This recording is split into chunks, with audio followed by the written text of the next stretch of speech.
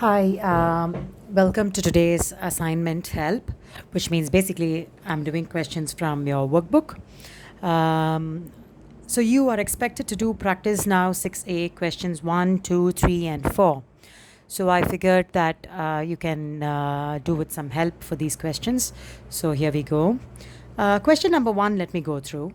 Question number 1 says that PQ is actually a chord to the circle with center O.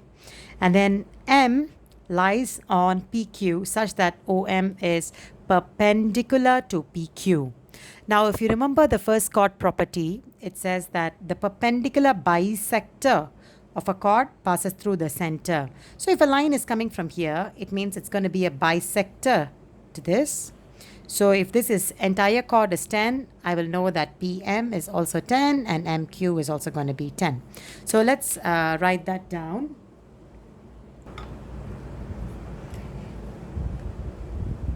PQ is given as 10. Sorry, is given as 20 cm, right? It's cm, right? PQ is 20 cm, and this implies that PM and MQ are all going to be equal to 10 cm. The reason is OM is a perpendicular bisector, right? OM is perpendicular bisector of chord PQ. Okay, so then you know that this is 10 and this is 10. So the question is now asking you to go find the radius of the circle, which is nothing but your PO, or can be your OQ. Both are the same. So let's take it as this. So they want you to go and find the radius of the circle here, which is your, let me complete this, it's going to be this. So they're asking you to find what is OP, right? So OP can be written as, or PO square is nothing but, because it's a right angle triangle, 10 square plus 8 square. So square root of 10 square plus 8 square, because it's PM square plus MO square. So it's going to be square root of 164, which is your 12.8 cm. Right, so this is a simple question which actually utilizes the first chord property. So question 2, I'm going to expect you to complete by yourself. Once again, the same thing, there is a perpendicular bisector. So if this is 14, you should know what is this and this. Then you can go and find this distance here, OXA. Okay, so question 2, please complete by yourself. Let's move on now to question number 3. Okay, question number 3, there's a lot of information here which you need to read through. So unless you read, you may not fully understand the question. So let's get into it. So the question says that PQ and XY are actually chord to the circle and the center is O. Now M is a point on PQ and this is a perpendicular. So you will know that this is, once they say it's a perpendicular from the center, what they mean is basically that this perpendicular will be a bisector. So PM will be the same as MQ. Similarly, you know that this ON is a perpendicular. So you should know by chord property number 1 that this is the same as this, right? But do we know the lengths of the chord? Yes, we know that XY is 26, which means to say if XY is 26, you know that XN is going to be 13, right? And then NY is going to be 13 as well. Okay, so now the question says, can you go and find the length of PQ? Now the thing is, how do I find PQ? I don't know anything about PQ. I only know the length from here. But you should know that I can actually form a triangle here. Right? If I form a triangle here, I can actually find what is my PM. The double of that should be able to give you your, this. But I first need to find the radius. So one way is I can go and find the radius XO, which will be the radius. If I find XO, I can zoom in for you. If I actually find XO, I can using this triangle, I can find what is XO. XO will be the same as OP because both of these are the radius. Once I know OP, I can find out what is PM and so on. So let's write it down.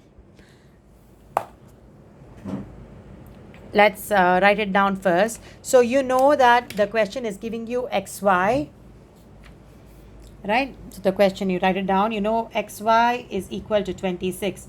This means that xn is the same as ny. Xn is the same as ny, which is 13.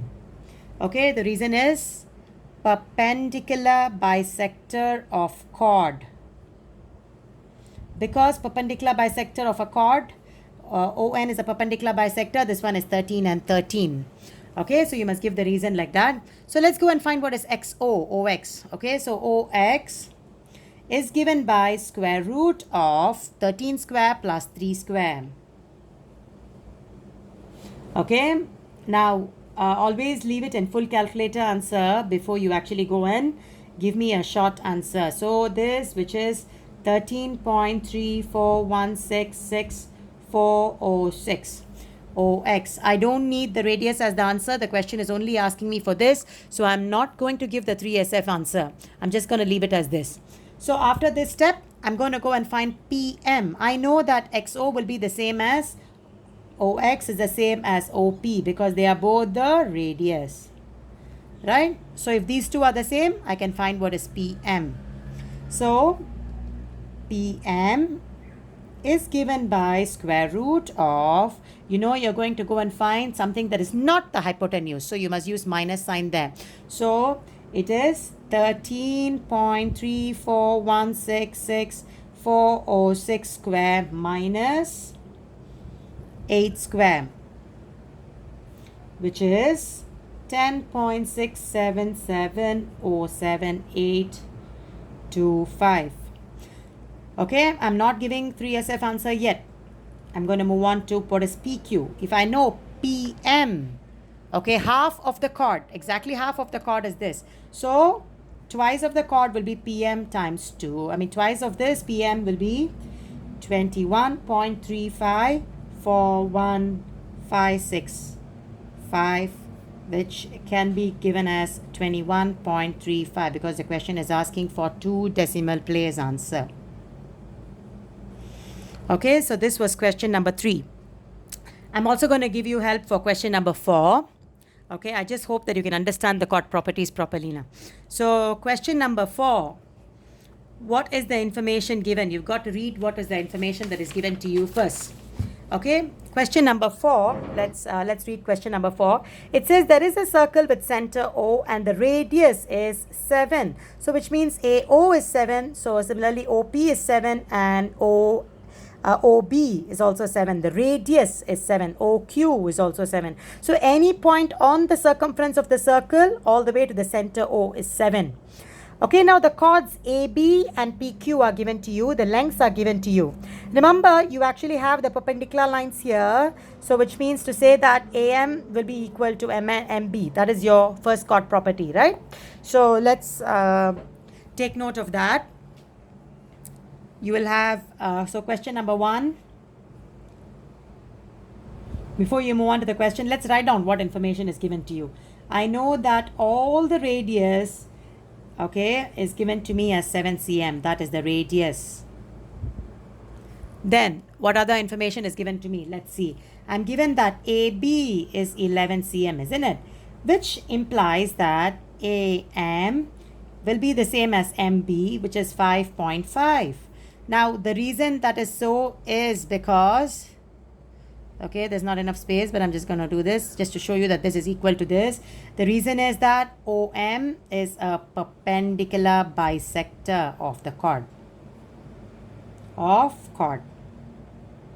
Okay, as long as you have the perpendicular bisector of chord, it's fine.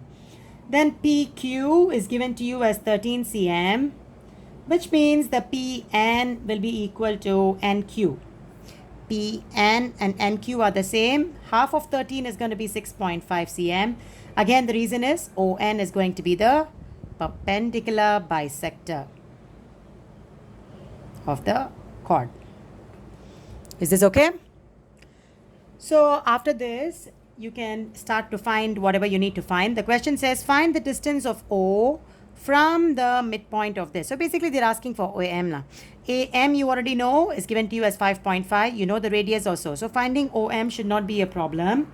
But just note, we are going to use full calculator answer in case you need the final answer. So ON is going to be equal to ON. Okay, ON is equal to, I'm going to find OP I know already, PN I know already. So ON, it is not the hypotenuse. So I'm going to use a minus square root of, I'm going to find square root of 7 square, the radius square, minus away PN, which was 6.5, right? 6.5 square. Now full calculator answer will give me 2.598076211, but because it's you need to give the answer as 3SF, right? Then the next question says find the distance of O from the midpoint of AB, which is your OM. So OM, once again, I can complete a triangle here. If I do that, I know OM. Let me do that for you. I know that OM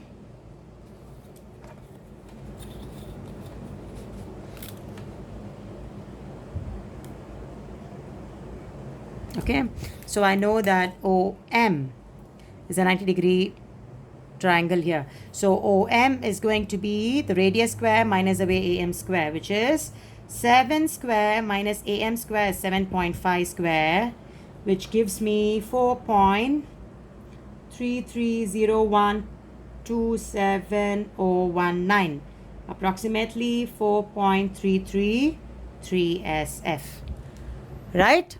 So I'm done with the first two answers. Now the next part says find OX. So this one is a bit of a challenge because OX is right here. So let me draw it out for you. Let's see if you're able to get it. OX. If I want to find OX, how do I do that? I can see a small rectangle that is being formed here. So I can go and take this rectangle out here, which is my ON. Right? I have an O. So I have ONMX. ON, I already know, right? ON was my my part 1 answer was ON. If ON is my part 1 answer, this one is also my part 1 answer, the same thing. OM, I know it is my part 2 answer. So this one is also my part 2 answer. Now the question is asking me to go and find my OX. So as you know, I can see a right angle triangle here, correct? So I can find the hypotenuse, which is my OX here. I'm just drawing out this part for you. My OX is given by this square plus this square because I'm finding the bigger side. So OM square plus MX square, which is my part 1 answer plus my part 2 answer square. So let me write it down for you. My part 3 will be OX is given by square root of OM square plus my MX square. My MX square is nothing but my ON square. So which is, I can key in, when I key in the first two answers, I get 5.049752469, which is approximately equal to 5.053 SF. So this is it. I've helped you with your question number 1, 3 and 4. You just need to go and do your question number 2 by yourself. I think it's not too bad. You can attempt it. All right. So good luck.